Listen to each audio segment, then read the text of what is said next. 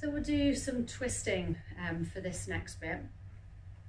So just like with many of the poses, find that balance again, whether it's between your 2 feet, or if you're in the chair like me, in both sides of the bottom and both sitting bones, and if you're sat on the floor, in both legs and both buttocks.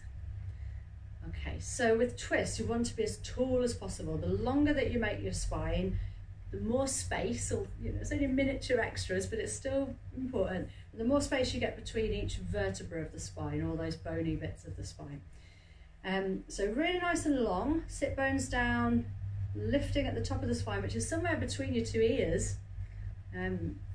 Yes, I always think of it as a bit lower down, but it's right up between your 2 ears, the top of your spine. And we're just turning gently at first, reach across the body with the opposite arm. So reach to the other leg, or if you're standing, just reach around your waist.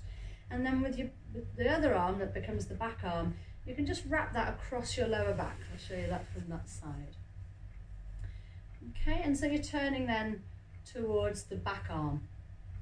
And you can use your hands against your body to assist your turn, but remember, keep the bottom of the body, whether it's feet or bottom, really firmly and evenly attached to the ground or the chair. The pelvis, we want to keep the pelvis facing straight ahead position, to the way that your feet are pointing and your knees are pointing.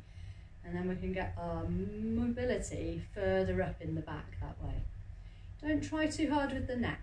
Keep the neck pretty soft, even turning back a little bit with your nose, and then working a bit harder to turn the middle of your chest round. Now, as with many of these, if you want to come out of this a bit early, or perhaps come out of it and go the other way a bit sooner than I'm mentioning, that's fine. You can always do more frequent turns. And if you've been holding, let's turn now. So just turning the other way. And of course I'm not facing you now, so I'm going to swivel myself around so that I am facing you. Just show you that pose from all the angles. Remember, you're reaching one arm across to the opposite side of the body. The back arm goes across your lower back, so just showing you that from all the angles there in case it's unclear.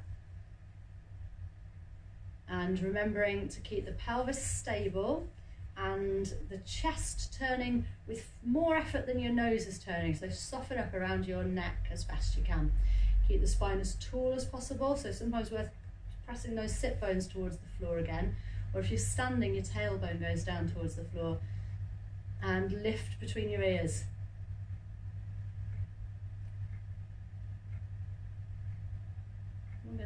We'll try another style of twist for those that want to. So you can repeat that again if you like in both directions, or if you're sat in the chair, cross your leg over the other one like like a classic sitting in the chair position. I don't recommend doing this on just one side all the time. So if you're in the habit of crossing legs, do cross the other way from time to time, and do come back to an aligned feet flat on the floor position from time to time.